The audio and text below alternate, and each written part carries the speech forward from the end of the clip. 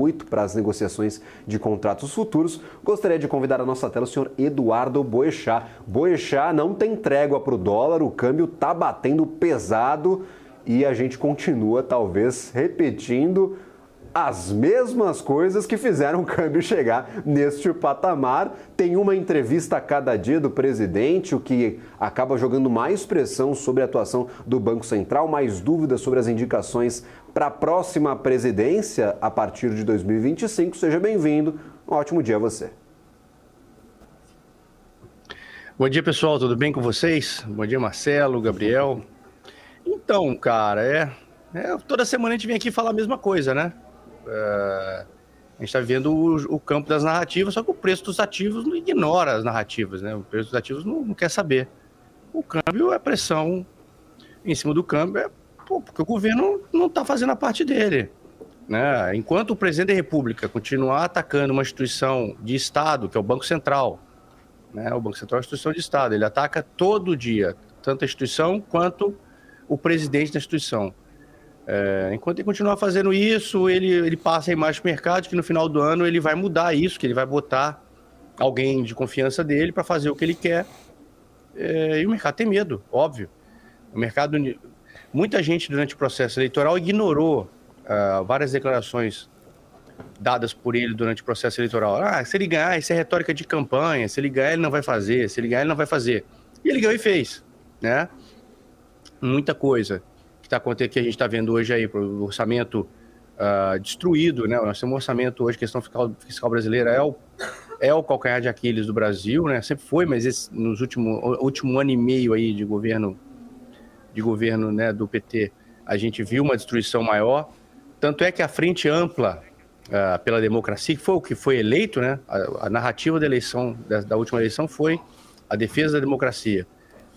A Frente Ampla que foi eleita já não é mais tão ampla assim, sobrou só o PT, né? O tamanho do governo no Congresso são 140 deputados, né? O governo não tem esse apoio todo que faz com que o presidente ache que ele tem esse apoio todo para continuar dando essas declarações. A maioria da população brasileira não apoia o atual governo. Esse é um fato.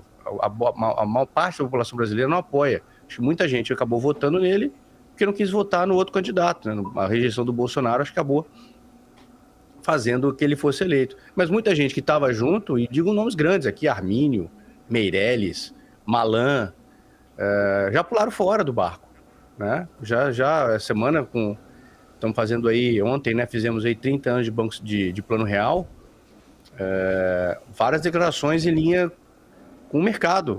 Poxa, a questão fiscal é central. Foi isso que fez o Plano Real dar certo, o combate à questão fiscal, né? O Estado tem que caber ali dentro do orçamento.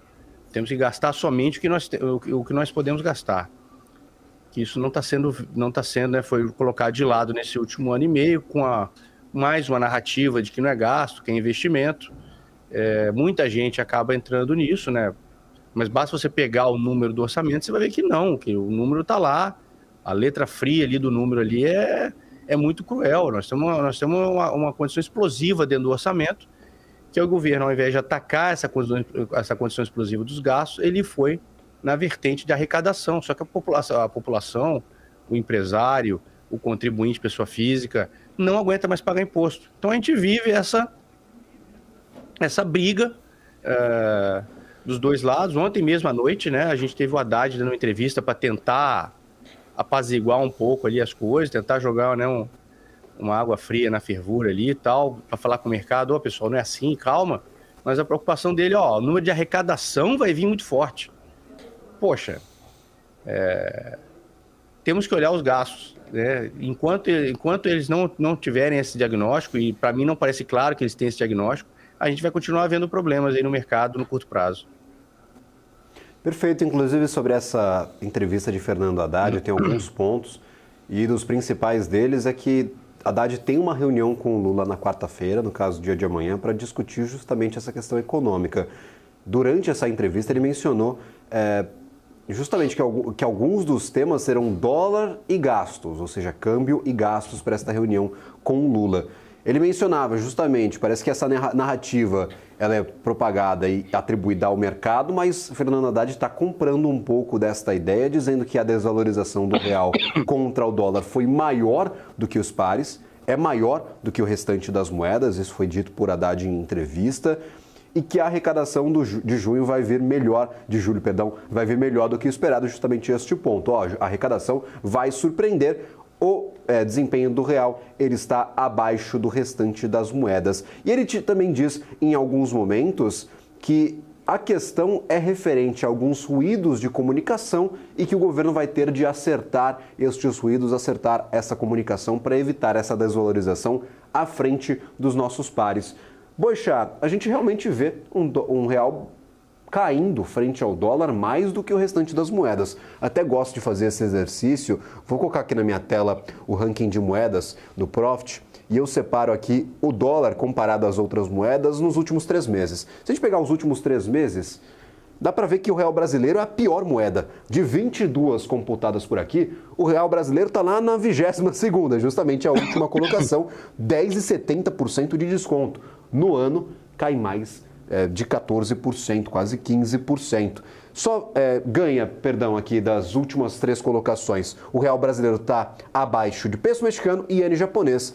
Então dá para ver que a nossa moeda não está muito forte. Dá para a gente interpretar que é realmente questão de ruído de comunicação. Se o governo parar de comprar essas brigas com o Banco Central, de colocar ali talvez um pouco mais de mão pesada sobre empresas que já não pertencem mais ao governo, como é o caso da Vale, que nós vamos comentar em seguida com Marcelo Kober. Caso realmente pare de contestar a tese do controle de gastos como primordial, claro, para o controle fiscal brasileiro. Você imagina que isso volte aos padrões de normalidade, o real consiga ganhar um pouco mais de força, ou não é questão de narrativa, é questão estrutural brasileira? A narrativa ela não vai ser desfeita, esse é que é o grande ponto, né? O governo entrou para fazer isso mesmo, ele foi eleito para fazer isso aí. Então, acho que é um pouco ilusão do mercado de falar, poxa, mas ele... né, para de falar aí, Lula, vamos ajudar e tal. Não vai parar, a ideia dele é essa, não é incompetência, né? Eu vejo muita gente falando, que o governo é incompetente. Não, é um propósito do governo fazer isso, não tem nada de incompetência nisso. Eles entraram para fazer isso, tanto é que o dólar sobe todo dia, você acabou de mostrar aí, a pior moeda, o peso mexicano está perdendo, nós estamos ganhando do peso mexicano aí, né? Ganhando, né? Somos pior que o peso mexicano no ano. O peso mexicano teve eleição no México, uma candidata, né, anti-mercado foi eleita, tem questão lá de mudar a Constituição, a discussão do México é pesada. E mesmo assim, nossa moeda é pior do que a do México no ano, mesmo assim. E o senso de urgência do governo é diferente. Você acabou de mencionar aí agora, tem uma reunião amanhã, né, o dólar perdeu 7% nos últimos 30 dias, está perdendo quase 15% no ano. Amanhã, quer dizer, temos tempo então ainda para continuar esperando o governo tomar alguma atitude, mostrar algum caminho, né? Enquanto isso, a narrativa continua sendo, poxa, o Banco Central é um malvadão, o Banco Central já deveria ter vendido dólar. Se ele tenta vender dólar, o mercado engole ele nesse momento. Só a posição de estrangeiros contra o dólar é de 80 bi. Só a posição de estrangeiros contra o dólar hoje é de 80 bi. O Brasil tem, vamos arredondar para cima, 400 bi de reserva, ou seja, 20% da nossa reserva já tem uma posição agora, nesse momento, contra o real. Ou seja, o câmbio acaba indo para onde ele tem que ir. O mercado de câmbio é flutuante no Brasil. Ele acaba indo para onde ele tem que ir. A menos que o governo implante um controle de capitais, né, limitar a saída de câmbio, enfim, alguma coisa nesse sentido, que aí a pá de cal, aí realmente é o final da economia do Brasil, né, dessa maneira que a gente enxerga. Se o governo chegar numa atitude dessa, eu acredito que não vai fazer, né, o dólar vai continuar subindo, em última análise o dólar continua subindo nesse sentido. Se o governo não fizer nada, não tiver um senso de urgência, pessoal, tem um plano aqui, ó, tô com um plano aqui, tá vendo que eu tô gastando demais? Poxa, mas eu já vi aqui, tem contingência e gastos, né? Saiu notícia agora, tem 30 bi liberado aí para emendas PIX dos deputados, uns mais 7 bi, não sei o quê, ano de eleição. O governo é um governo fraco nesse momento, ele não tem o Congresso, né, politicamente fraco, ele foi eleito de uma maneira que ele ficou fraco perante, principalmente, né, no meio político. Ele tem o STF, aparentemente, o STF, a maioria dos ministros vota com o governo sempre, mas o Congresso ele não tem, né? Ele, conforme eu disse, ele tem 140, 180 deputados alinhados num horizonte de mais de 500 deputados, ou seja, ele não tem. Então, no Congresso, ele tem que comprar os deputados, ele tem que pagar a emenda para os deputados. Ou seja, custa dinheiro, que impacta ainda mais as contas fiscais. Então, a situação é difícil, é complicada, o governo tá num corner, e eu não vejo não consigo ver como é que ele vai conseguir sair disso. O discurso continua muito ruim, muito ruim. Depois de um dia que o dólar sobe mais 1 e poucos por cento, que bate 5,65, o presidente da República vai para a mídia de novo, atacar o Banco Central, atacar o mercado, são os especuladores, né? Eu acho que tem leituras erradas do que está acontecendo, diagnóstico errado, então quem tem um diagnóstico errado acaba tomando remédio errado. Acho que isso vai continuar acontecendo, a menos que tenha uma mudança aí de 180 graus das atitudes do governo. Perfeito. Inclusive, nós tivemos mais pressão sobre a curva de juros, o Boechat. Nós já mencionávamos que ela tinha dado uma acalmada, a projeção de aumento de juros para o ano que vem, ela não estava tão alta assim como estava anteriormente. A gente chegou a 10,70 algumas semanas atrás, deu uma arrefecida para o começo de 2025, mas voltou a se estressar. Então, a gente já tem curva de juros pressionando novamente o mercado para tomada de decisão por um aumento de juros pelo Banco Central. E aí vira toda aquela narrativa. Caso o câmbio ele permaneça nestes altos patamares, pode ter efeito inflacionário, pode desancorar um pouco as expectativas do mercado, o Banco Central pode, talvez, tomar uma decisão por aumento de juros. Caso, claro, todo este cenário mais pessimista se concretize, não é a tese principal, não é o próximo passo projetado pelos dirigentes. Deixo bem claro aqui, o Roberto Campos Neto já falou sobre isso, que o próximo passo óbvio do Banco Central não é por aumento de juros, mas o mercado está pressionando, Boechat. O DI janeiro 25, ontem fechou a 10,83, salvo engano aqui, tá? 10,83. Nós estamos com o CDI a 10,40, né? A Selic é 10,5, mas o CDI sempre um pouquinho abaixo ali, 10,40. Ou seja, nós já temos precificados no ano mais ou menos 2 altas de 25 para esse ano. Nós já estamos em julho, né? Nós temos praticamente 100 pontos de alta até o final do ano que vem, já precificado na curva de juros. Então, os discursos vão em linhas opostas aí, né? Uma certeza de que a inflação está controlada que ninguém mais tem, porque se você botar o preço da gasolina onde tem que botar hoje, tem um impacto forte na inflação. Tudo no Brasil hoje, o mundo hoje em dia é muito mais conectado do que era quando o PT assumiu a primeira vez a presidência em 2003. Hoje em dia é tudo muito mais conectado. Tudo hoje em dia é dolarizado. O cara que produz carne no Brasil, não quer pagar, não vai subir o preço no Brasil, eu exporto a carne. Então os preços têm toda uma ligação com o dólar. A única coisa que não tem tanta ligação com o dólar é o preço do combustível, porque o governo bota a mão. Mas tirando isso, todo o resto tudo que é mercado livre, o cara não precisa vender no mercado local, ele exporta. Ou seja, você tem um impacto direto no preço do mercado, na gôndola do supermercado ali, quando você vai fazer sua compra. Então, tem esse impacto forte, dólar subindo 15% no ano, poxa, vai ter impacto da inflação, é questão de tempo aí de aparecer o preço final, já está aparecendo, isso vai aparecer, já vai ser incorporado aos números dos economistas, né?